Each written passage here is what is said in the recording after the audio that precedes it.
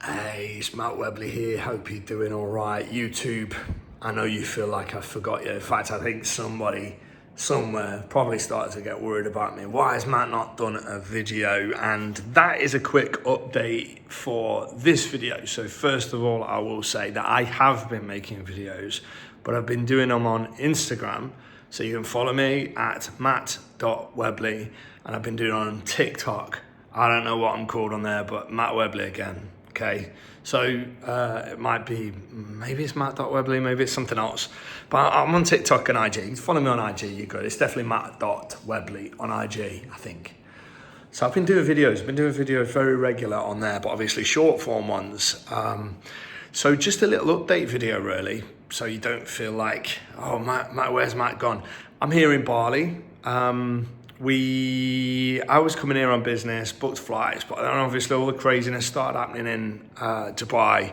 So, or the threat of craziness, actually Dubai's handled it really well and it's not that crazy at all. I can tell you right now, unequivocally, and this really winds people up, Dubai is still the safest place on the planet.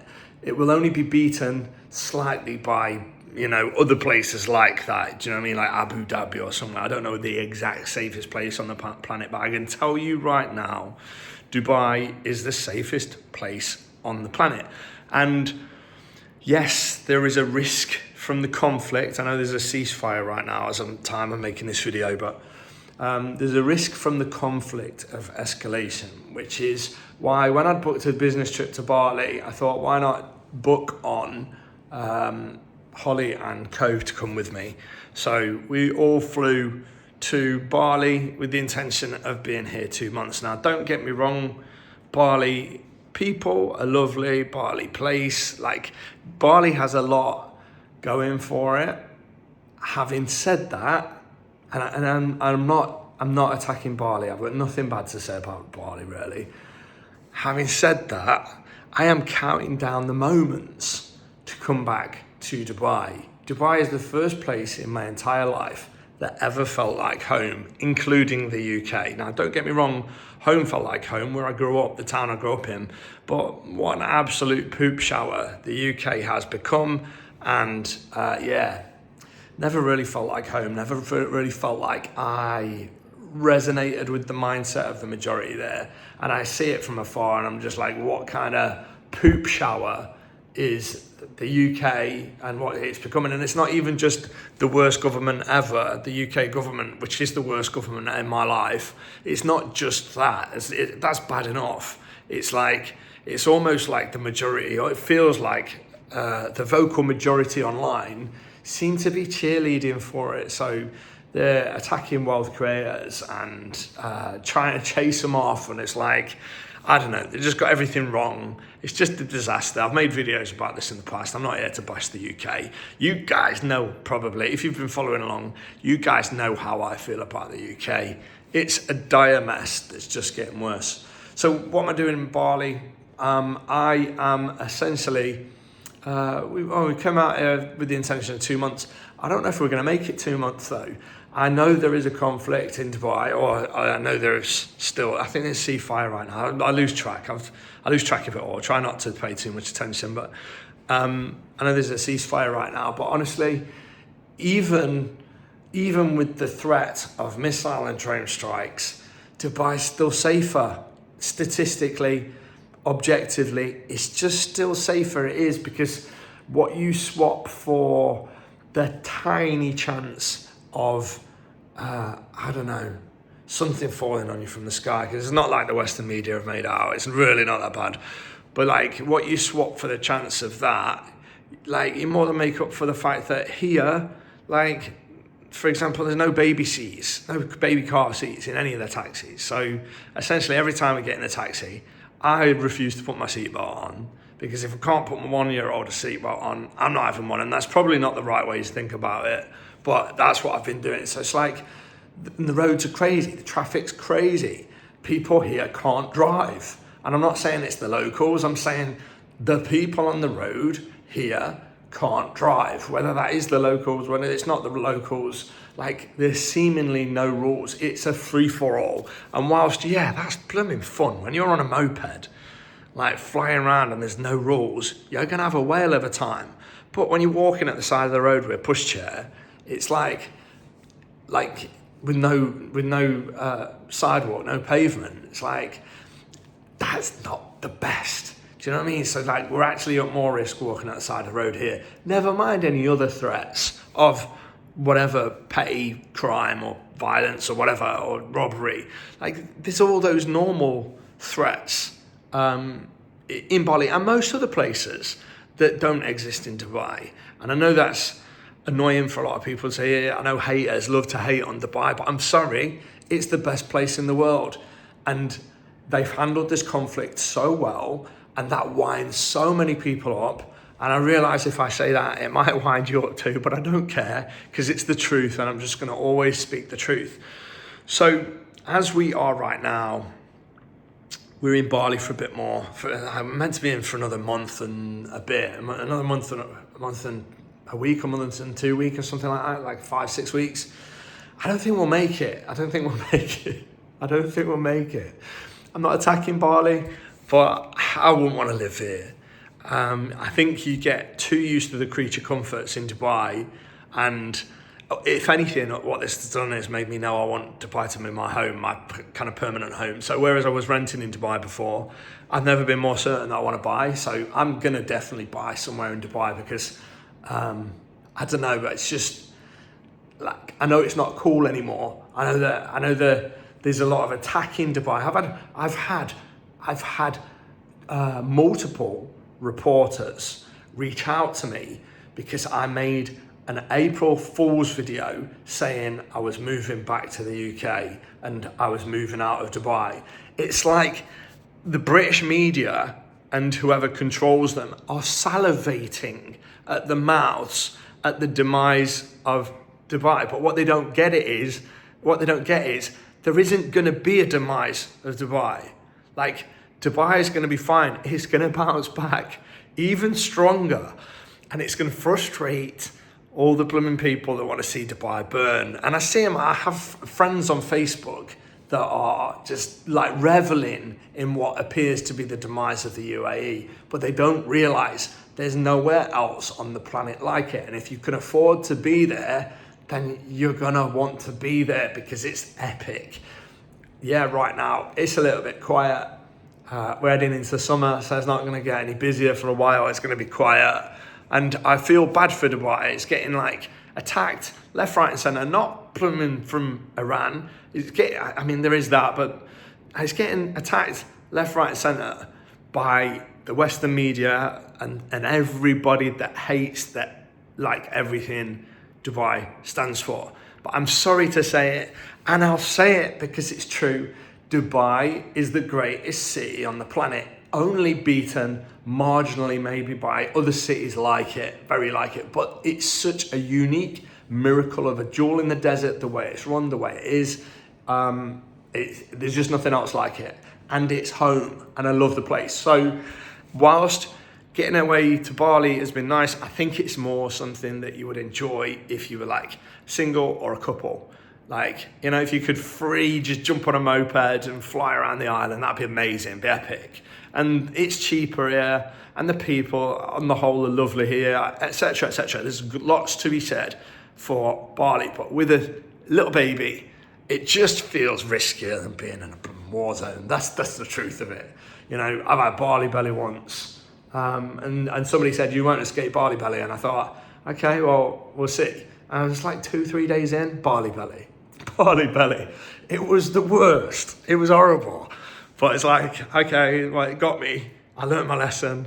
I don't know if it was from eating, drinking something, or if it was I put water onto my toothbrush to clean my teeth. So maybe it was that. I don't know. But anyway, so what am I doing? That's in my life right now. We're in Bali. Looking forward to going back to Dubai. Yeah, that's the situation as it stands.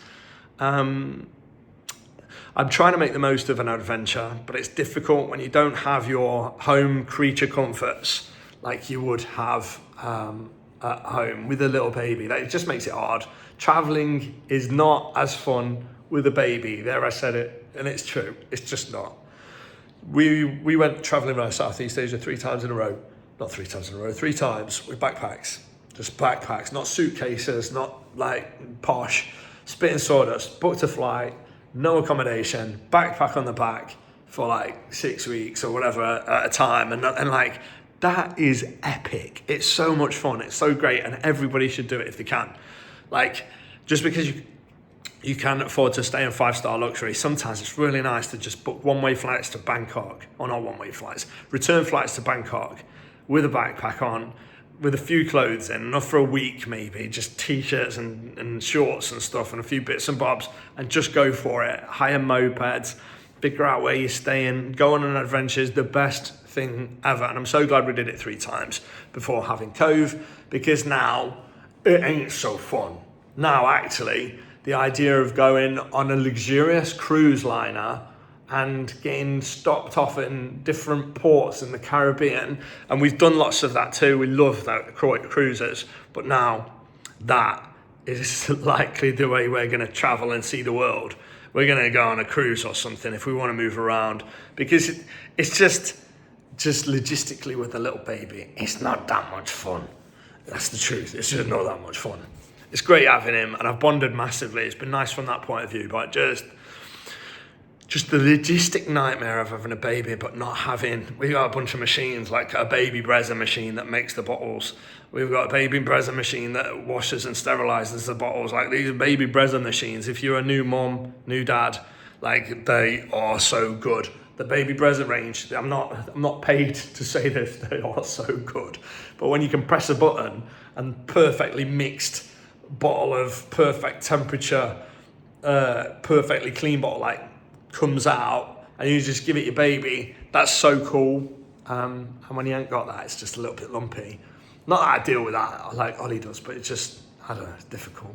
And you don't have stair gates, and you don't have a cot, and you don't have this, and you don't have that. So you just end up, it's just not backpacking. So anyway, so that's personal stuff. Caught up, just not counting down the days to move back to Dubai, but kind of counting down the days to go back to Dubai, to be honest. As much as Bali's lovely, I don't think it's the right play for a very young family with a little baby. So that's that. On a business point of view, now business, that'd be very interesting. So I'm going to be fully transparent here. I'm going to be really transparent with you. If this is the truth, right? If you're not using, I'm just scratching my nose because I've got an itch, not because I'm lying. I've done body language. I've read Body Language by Alan Peace. If you are not using AI, you are cooked. You are toast. And I'm not talking about ChatGPT. Like, if you're using ChatGPT from a few years ago, ooh, you're not using AI. It's like using a calculator and thinking you're using a supercomputer, right? I'm not talking about that. The game of business has changed. And I tell you what it's like, right? Driving cars, right?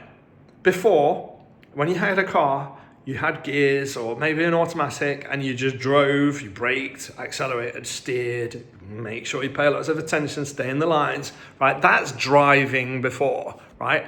Now, how I drive, at least down Sheikh Zayed Road in Dubai, my car, is you press a button and it steers and it brakes. If there's traffic, it stops. When the traffic goes, it goes. It's kind of like cruise control 2.0. It's not full self-driving, but it steers itself around the roads, right? So it just, it keeps you in the lines, and it starts, and it gets you to your destination. It can't full turn right or anything like that, but Sheikh Zayed Road's like a long, kind of mildly winding road. And all I do is I keep my hand on the steering wheel, and it deals with it. I just look for idiots cutting up or something like that. That's how business has become, right? Even more so than that. Business has almost become the self-driving car, right? But here's the thing, 99.9% of people don't know it because they're not using AI. They think AI is ChatGPT, right?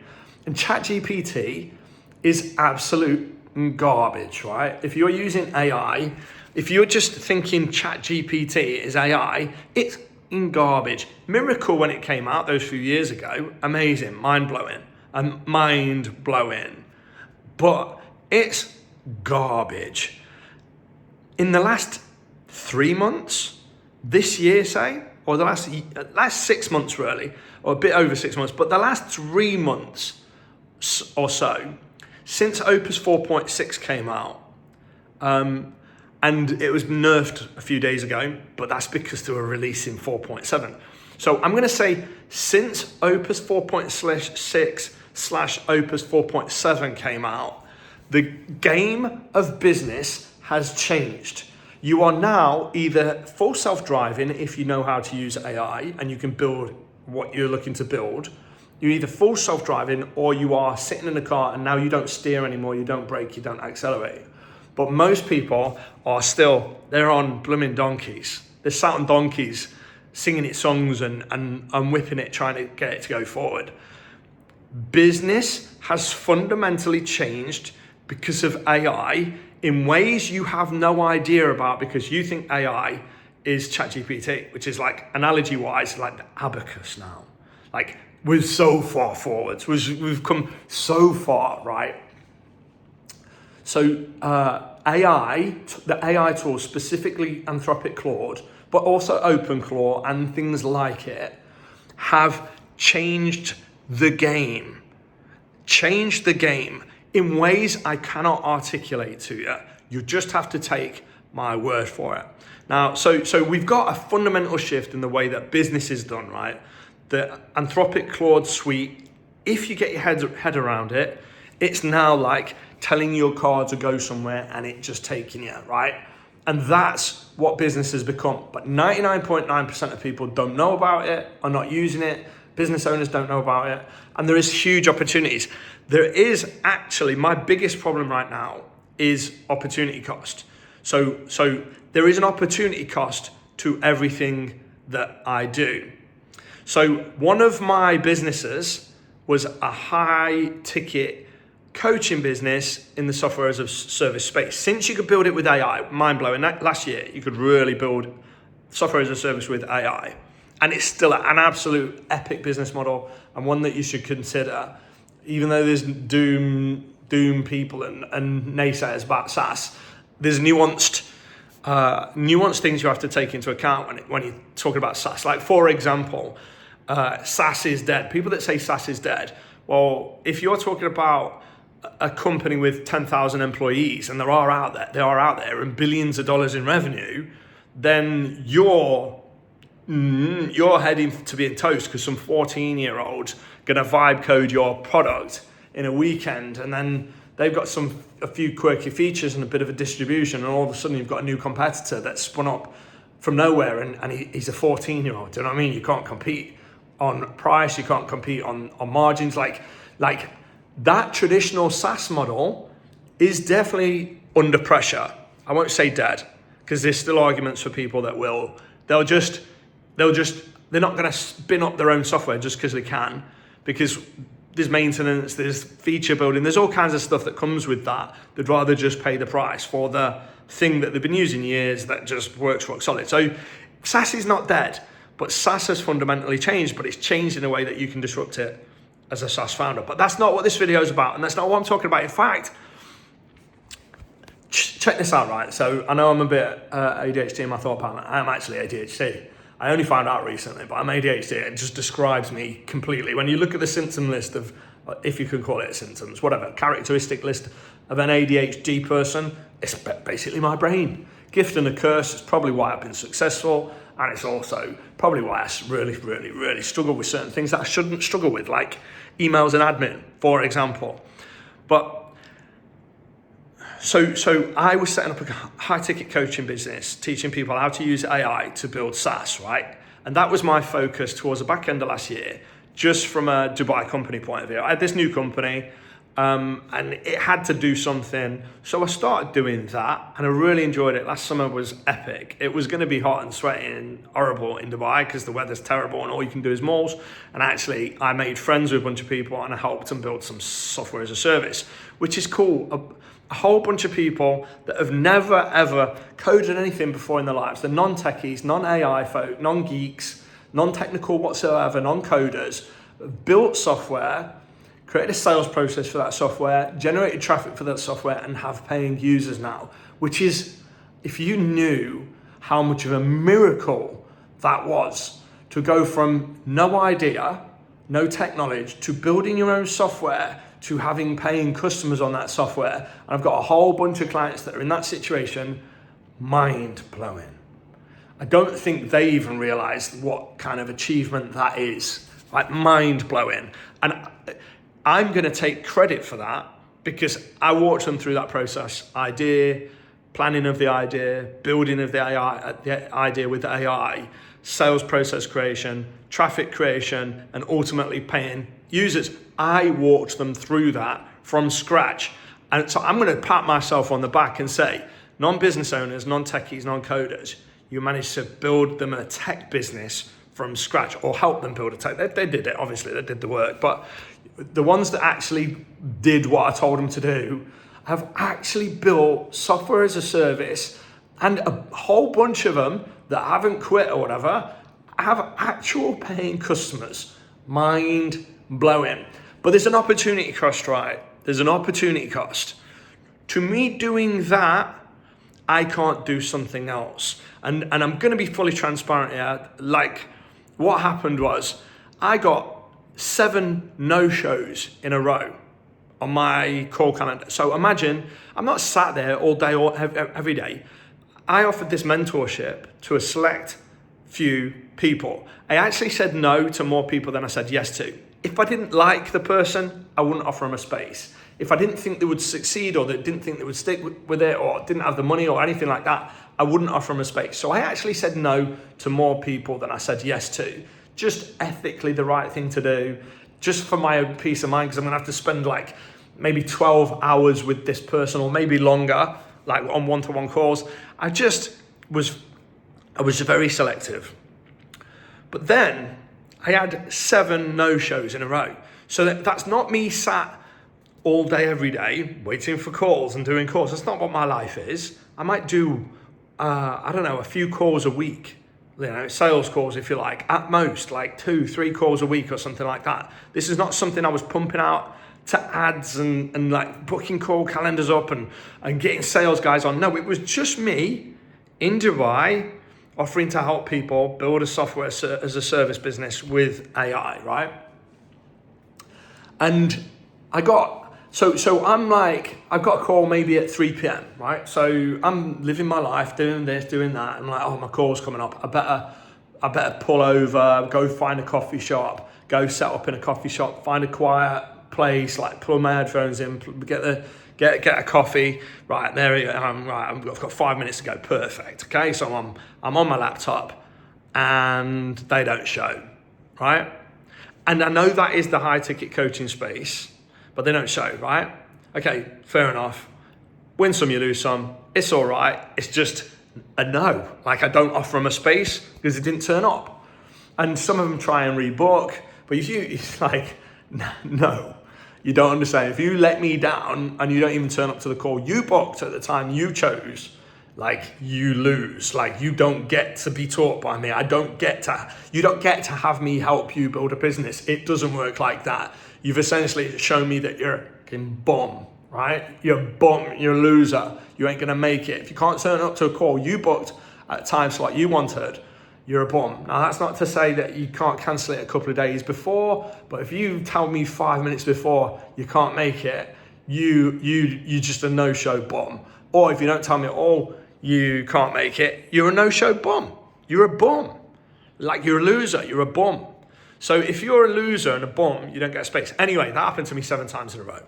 7 times in a row. Like, that's not 7 hourly slots. I'm not sat there on the phones. Oh, hour 1, where did he? Well, he didn't turn up. Oh, hour 2, he didn't turn. No, that's me stopping my life, going, oh, I would like to go out for a meal at 7 p.m, but I got a sales call booked, so we're gonna have to do something else. And me fitting my life around scheduled calls and then them not turning up.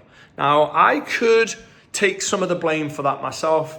I accept, maybe there is things I could have done to reduce that, but I had 7 no-shows in a row.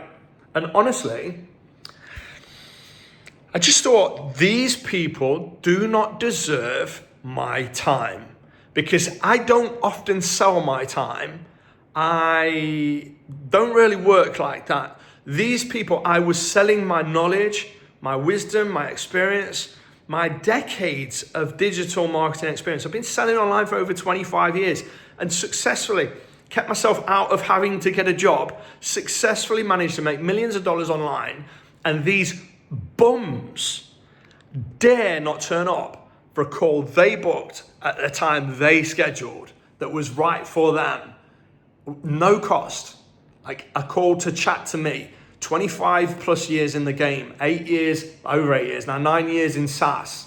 And these bums didn't show up. So anyway, it just got me thinking, you know what, screw that. I'm closing my mentorship. Now, don't get me wrong. Very select handful, not handful, a very select client or two, I will still help. If you are a slam dunk, like, I want in, Matt, just give me the bloody card link. We'll have a chat first, but just give me the payment link. I want in. If you're that, then, and obviously I still need to talk to you a bit, but like, if you're a slam dunk, I've chatted to you, it makes sense. Like, I've met somebody here in Bali. She's lovely and she could so crush it. She would just crush it. And she's looking to do something with her life. She don't really know what to do next. And getting in this game will be really, really, really beneficial to her. She's just perfect for it. So if she approached me, and she has been thinking about it, I think, if she approached me and say, look, I would really like in, can I have a spot? Then I would deeply consider it. But essentially, for all intents and purposes, I'm not accepting open mentorship clients. If you are, I don't know, very specific people, what I'm saying is I'm even more selective now than I was before. Since these bums no-showed me, I've essentially stopped openly offering my thing, even though there might be some links on this video. I need to take them down. But yeah, I'm not openly offering my mentorships for SaaS, because frankly, the vast majority of people do not deserve my guidance. If you can 7 no-shows in a row, that is the maker, that is the simulation designer or the Lord or somebody telling you, Matt, just go do something else, right? And that's not me giving up. That's not me being defeatist. Look, do you know what's happening in this space? The AI SaaS thing is this much of it. Every day I'm not building my own businesses is a day I'm wasting. I'm now building a little project myself for royalty income using AI.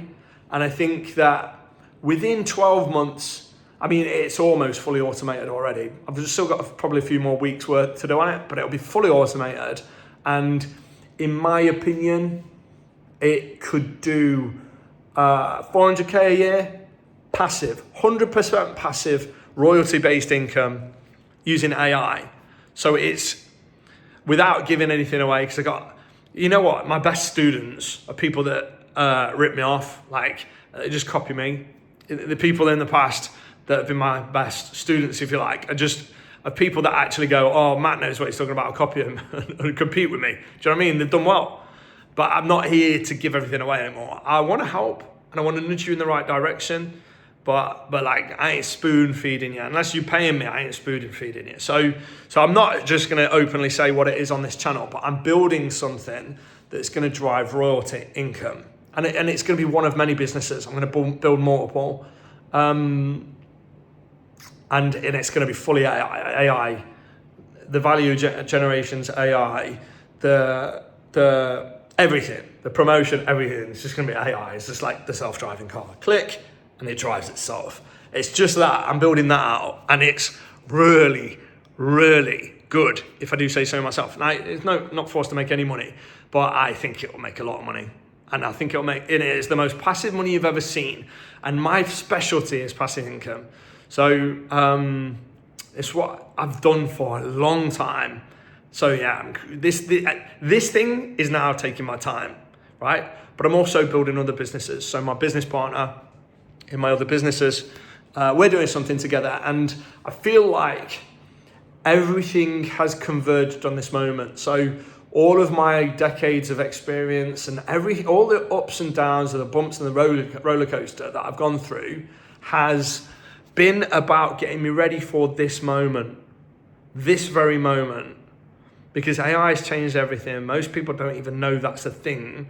And we're going to build out, not just this royalty-based thing, that's what I'm doing personally, but we're going to build out some businesses. We've got one idea, and it's so disgustingly scalable.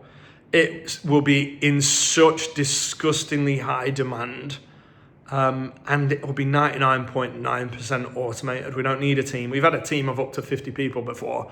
Like, I'm not employing anyone. It's me and my business partner and a bunch of AI bots, like probably swarms of AI agents. That's what we're building now.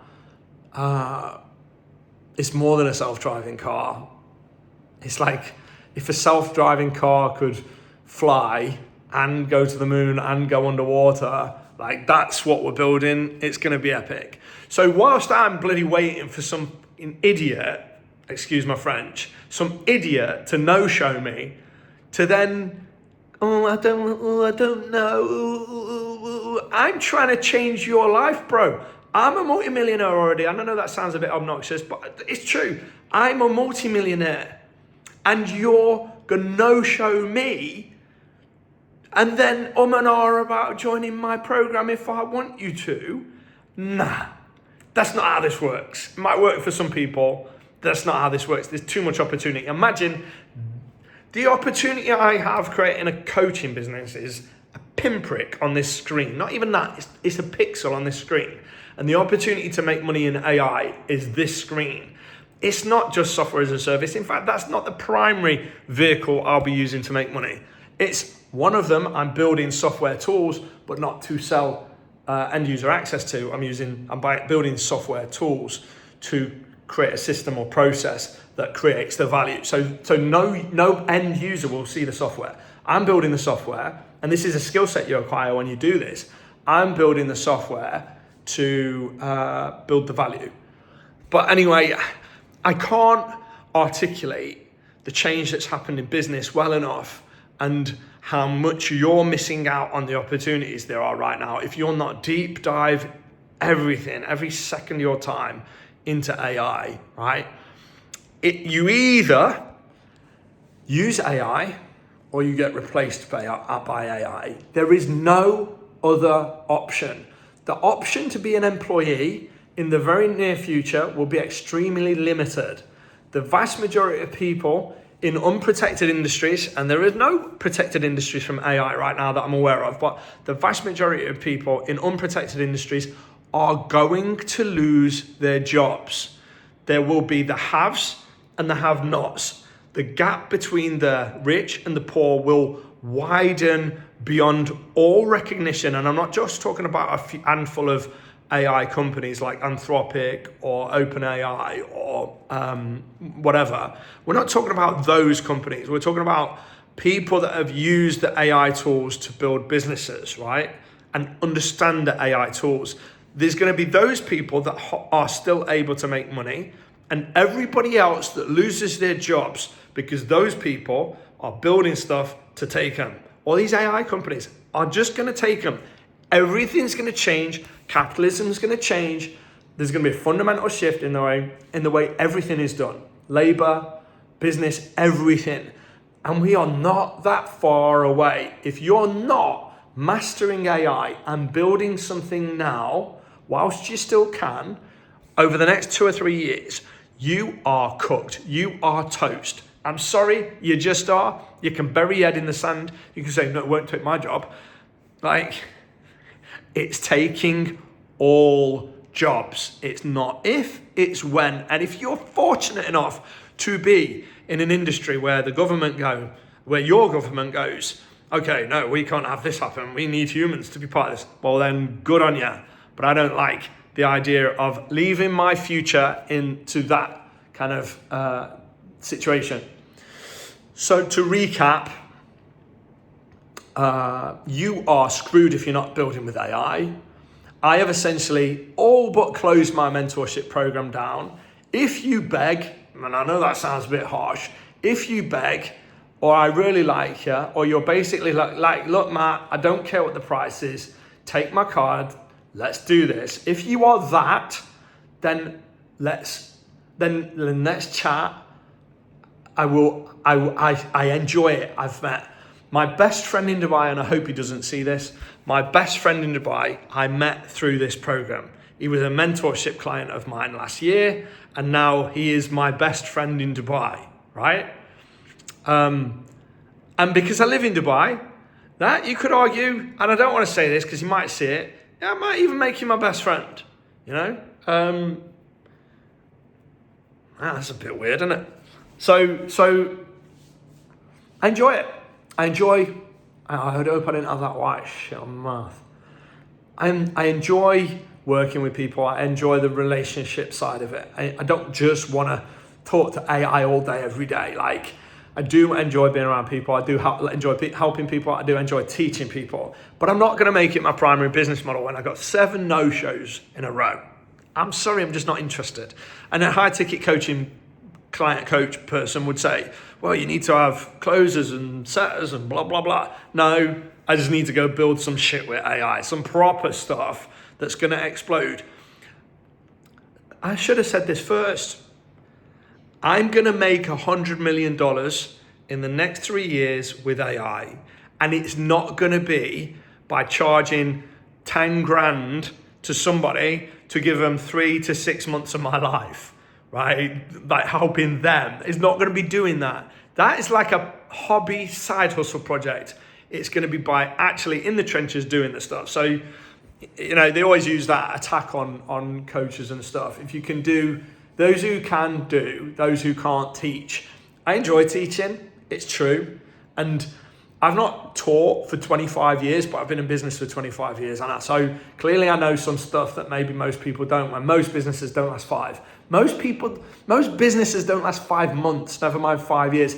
I've been in business over 25 years. Explain that. Maybe I know some stuff you don't, if you've not been in business 25 years, right? And it's like 1998 on the internet. If you could go back in time to 1998 and just start with the World Wide Web and ride it, yeah?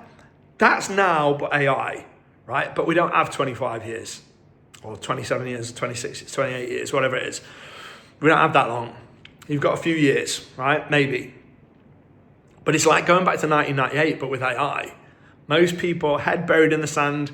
If you could go back to 1998 and hear what people were saying about the internet and about e-commerce and about World Wide Web and how it's not going to do this, it's not going to do that, and then it changed the world fundamentally, right? It's the same. It's the same, but with AI on steroids. Because if you can make something make you $1 million, then you can spin up 1,000 of them, can't you? And I'm not saying it'll be exactly the same for the whole 1,000, but like building businesses now is like clicking a full self-drive button. Like it's just changed. And anyway, I'm skipping around. ADHD. I'm skipping around. So my primary business model is no longer the high-ticket coaching thing. At least something that I talk about on this channel. It's not that. I'm going to tell you why I'm doing social media, because actually you'll see that on my Instagram and my TikTok, there's no links to anything. There's no links to a website. There's no links to a book a call funnel. There's no links to a digital download or a community. There's just me saying I'm going to make $100 million in the next 3 years with AI. That's all it says. No links, right? I genuinely believe I'm going to make $100 million in the next 3 years. And those channels, and this channel really, which is why I thought I'd better make a video, is an insurance policy. That's all it is to me now. I'm not looking to drive sales, traffic, make money with these channels. It is an insurance policy, right? And I think you should consider doing this too if you're so inclined. Most people won't get that, but you don't need to with AI. But it's just an insurance policy. So, like, in the UK, I was a prepper, right? I prepped for the worst. So I had tarpaulin and things to make fire with, and and like all kinds of bits and bobs, right? I was a prepper, if you like, not super duper, not like obsessed or even hobbyist level, just I got a bag with a bunch of stuff in just in case. That's what to me social media is, right? AI is going to take over everything, right? And some people will gravitate, a lot of people will gravitate towards human voices that they trust, right? So if you listened to me during this period and everything that I said happened, you might remember it was me that told you. And what you'll actually do is go, oh, it was obvious. But that, it's obvious in hindsight, but it's not obvious on the journey. But what I'm expecting some people will do, go, Matt's always been transparent, Matt's always been honest. I don't know what to do now. Like AI is taking over everything and I can see it's going the way that he said it would. I'm betting that you'll gravitate to people like me that were transparent, that were honest, that, all right, it's a bit doomy, but that told you the truth and had an answer for you. And like, that's not something for right now. That's something for in the future. So what I'm saying is, it'll be very easy to make AI slop. There'll be AI people like me, content, and you won't even know they're AI, right? It'll be that good. But you'll know that this channel with me on it is a real voice because it was pre-AI. I know that sounds a bit dystopian and a bit weird, but it's my insurance policy really. An insurance policy slightly for you, but also for me. If in the future I need to gather people to move them in a certain direction, either for them or for a mutual benefit, whatever, then I'm expecting this might be a place to do it. I know it sounds a bit, I know that sounds a little bit woo-woo or a bit something. I get that. But like, who can get the phone out and talk for 42 minutes and still feel like they've got stuff to say? That's me, right? I ain't no AI, I'm human.